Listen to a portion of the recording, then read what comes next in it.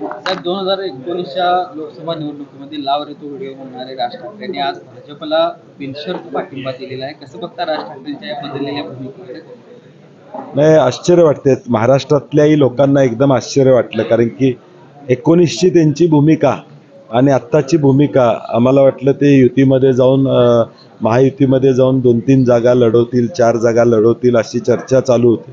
परंतु अगदीच लढवायचं नाही हा निर्णय मला वाटते मनसेच्या कार्यकर्त्यांना पण मान्य झालेला नाही, कारण की कॉमेंट्स बघितल्यानंतर लक्षात येईल की ही भूमिका फार पटली असं वाटत नाही. आणि का परिवर्तन झालं एवढं कळायला मार्ग नाही. पण राजकीय जो काही व्यभिचार महाराष्ट्रात सुरू आहे त्याला साथ देऊ नका असं त्यांनी आवाहन केलं. दुसऱ्या बाजूला त्यांनी मी 2 पक्ष फोडून पुन्हा सत्तेवर आलो म्हणणाऱ्या भाजपच्या म्हणजे देवेंद्र फडणवीसच्या यांच्या भाजपला साथ दिली. कसं बघताय दोन विरोधात? मला वाटतं नाही, 100% ज्यावेळी ह्या फोडाफोडीचं राजकारण झालं त्यावेळी त्यांची वक्तव्य जी महाराष्ट्रातल्या जनतेनं ऐकली होती की हे चुकीचं झालंय आणि कशा पद्धतीनं हे फोडाफोडीचं राजकारण झालं याबद्दल स्पष्टपणे त्यांनी भूमिका मांडली. आणि महाराष्ट्रात जे गढूळ वातावरण झालेलं आहे त्या गढूळ वातावरणाला एक भाजपनं ज्या पद्धतीने वातावरण गढूळ केले पक्ष फोडून ते लोकांच्या समोर आणण्याचा प्रयत्न त्यावेळी त्यांनी केला होता. परंतु आता एकदम युटर्न घेतल्यामुळं थोडं काय संभ्रम अवस्था नक्कीच महाराष्ट्रातल्या जनतेमध्ये निर्माण झाली. सांगलीचा तिढा मिटला म्हणायचं का? कारण अधिकृतपणे त्या ठिकाणी उमेदवारी जी आहे ती चंद्रहार पाटलांच्याच गळ्यामध्ये टाकण्यात आली नाही. काल आता तिन्ही पक्षाचे आमचे प्रमुख मंडळी बसून कालच्या पत्रकार परिषदेमध्ये हा खुलासा झालेला आहे. आता तिथली स्थानिक परिस्थिती नाना पटोलेजी आणि थोरात साहेब हाताळत आहेत आणि स्थानिकांशी चर्चा करून त्यातनं योग्य मार्ग काढून योग्य पद्धतीनं काँग्रेसचा सन्मान भविष्यकाळात कसा राहील हा प्रयत्न राहणार आहे. कारण की आता निर्णय झालेला आहे. नाही, अजिबात काँग्रेस एकाएकी पडलेलं असं मी म्हणणार नाही. ज्या चर्चा झाल्या आता महाविकास आघाडी म्हणून करताना ज्या चर्चा झाल्या त्या जाहीर बोलण्याची आवश्यकता आहे असं मला वाटत नाही. आणि म्हणून कारण नसताना असं किंवा तसं काँग्रेस एकाएकी पडलं हा म्हणणं, आता कोण टीका करत असेल तर तो भाग वेगळा, परंतु आम्ही तसं म्हणणार नाही.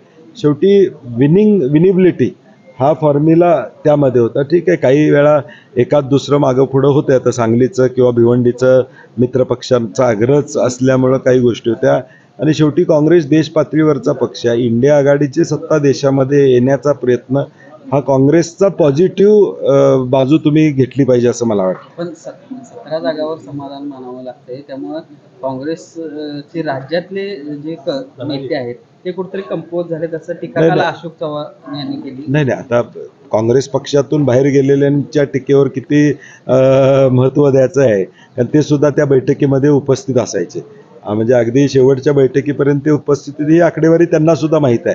मला वाटतं आता काँग्रेसला टार्गेट करून काँग्रेसच्या पाठीमागं असणाऱ्या लोकांचं मन विचलित करण्याचा प्रयत्न आहे.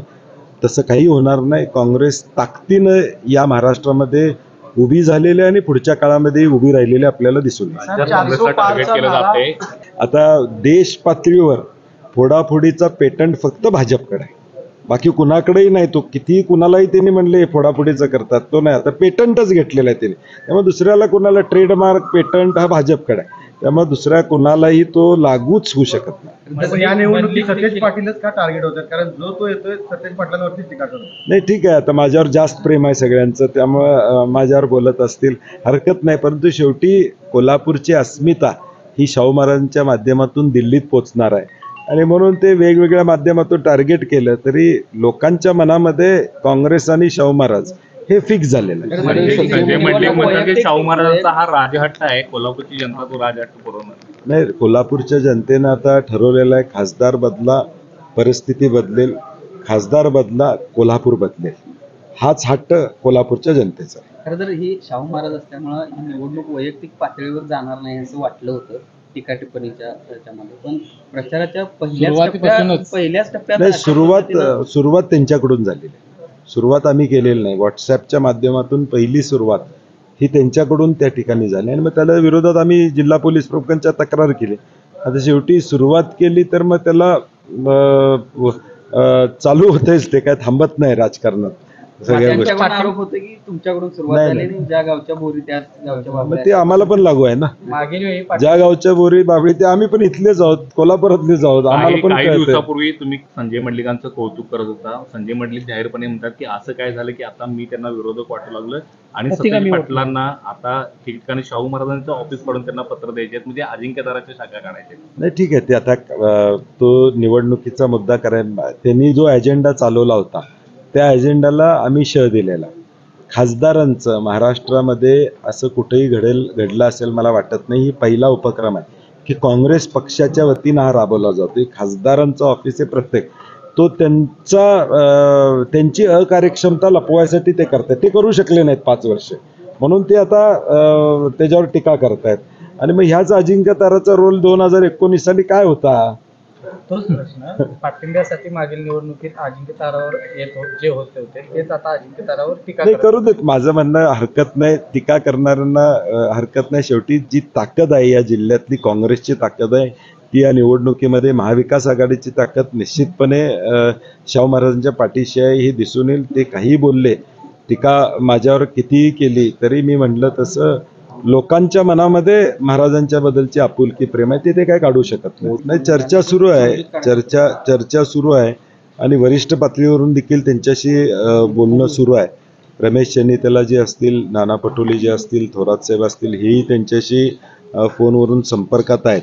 आणि म्हणून महाविकास आघाडी टिकावी आणि महाविकास आघाडीचे उमेदवार निवडून यावे ही भूमिका काल जवळजवळ सगळ्या वरिष्ठांनी महाराष्ट्राला सांगितली. आणि म्हणून थोड्या ज्या काही अडीअडचणी काही सीटांच्या बाबतीत आहेत त्या एक 2-4 दिवसामध्ये 5 दिवसामध्ये समजूत काढून त्या सोडवल्या जातील अशी आम्हाला खात्री. सांगलीत काँग्रेसचे पदाधिकारी चंद्रहार पाटलांचा प्रचार करणार का? त्यांच्या पाठीशी उभा राहणार? नाही, मी म्हणलं तसं आता अंतिम निर्णय होईपर्यंत सगळ्यांच्या भूमिका स्पष्ट होत्या, स्ट्रॉंग होते की आम्हाला ही सीट मिळाली पाहिजे. आता काल अंतिम निर्णय दिल्ली आणि सगळ्यांशी चर्चा करून अंतिम निर्णय झालेला आहे. आता 48 सीटचं वाटप झालेलं आहे हे काल स्पष्ट झालेलं आहे. आता त्यातून काही तक्रारी, काही ठिकाणी थोडे नाराजी हे दूर करण्याची जबाबदारी नेतृत्वांची आणि आमच्या सगळ्यांची असणार आहे आणि ते आम्ही निश्चितपणे दूर करू. पुण्यात सुद्धा काँग्रेस नाही तर शिवसेनेचा उबाटा गटाचा प्रचार आहे ते थांबवलेला आहे. दुसरे जे तुमचे संपर्क नेते आहेत सचिन आहे यांच्या सूचनेनुसार हा प्रचार थांबवलेला आहे. नाही ठीक आहे, काही आता किरकोळ ह्या गोष्टी स्थानिक तिथं काही गोष्टी होणार आहेत. आता हातकणंगल्यामध्ये शिवसेनेचे उमेदवार तिथं आहेत, काँग्रेसवाल्यांना आम्ही उद्यापासून सांगणार आहे कामाला लागायला. हे थोड्या किरकोळ गोष्टी होत राहणार आहेत. आता सकाळपासून मी त्याच्यातच आहे की तिथं काही काँग्रेसचे लोक विश्वासात घेतलं जात नाही वगैरे अशा गोष्टी. तरी मला वाटतं ह्या प्राथमिक गोष्टी आहेत. तुम्हाला फॉर्म भरल्यानंतर महाराष्ट्रातले महाविकास आघाडीचे तिन्ही पक्ष एक दिलानं काम केलेले आपल्याला दिसतील. फॉर्म भरेपर्यंत थोडं बोलवलं जाणं, बैठकाला कुणी बोलवलं नाही बोलवलं या गोष्टी स्थानिक पातळीवर होत असतात. परंतु तिन्ही पक्षातल्या खालच्या कार्यकर्त्यांपासून वरच्या कार्यकर्त्यापर्यंत भाजपला थांबवणं हे एकमेव ध्येय आमचं असणार. ठीक आहे, दादांचा थोडा अभ्यास जास्त आहे. पुण्याच्या पोटनिवडणुकीमध्ये पण हुईज धनगेकर म्हटले होते आणि मग त्याचा परिणाम आपण बघितलेला आहे. त्यामुळे काय फार आकडेवारी समोर आहे की आता महाराष्ट्रात महाविकास आघाडी काय होणार आहे, बिहारमध्ये काय परिस्थिती राहणार आहे, साऊथमध्ये कुठलं राज्य आहे की जे भाजपला मिळणार आहे. ह्या कॉन्फिडन्स बिल्डअप, त्यांच्याच केडरमध्ये कॉन्फिडन्स बिल्डअपसाठी हा प्रयत्न आहे.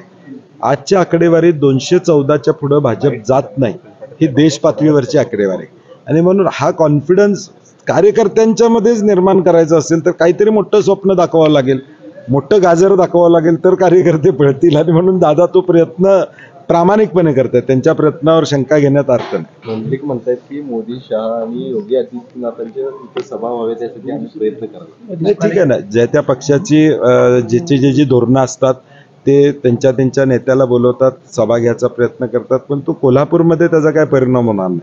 कोल्हापूरकरांचा निर्णय पक्का झालेला आहे आता की अकार्यक्षम मागची 5 वर्षे कोल्हापूरकरांनी बघितलेले आहेत आणि विजन विरुद्ध अकार्यक्षमता अशी ही निवडणूक आहे. साहेब, वरुण गांधींना उमेदवारी नाकारलेली आहे. वरुण गांधी दुसरा पक्ष चाचपतात अशी बातमी आहे. काँग्रेसशी काय त्यांचा संपर्क आहे? मला दिल्ली स्तरावरचं मला माहिती नाही, काय माहिती घेतलेली नाही मी, त्यामुळे बोलणं संयुक्तिक ठरणार नाही.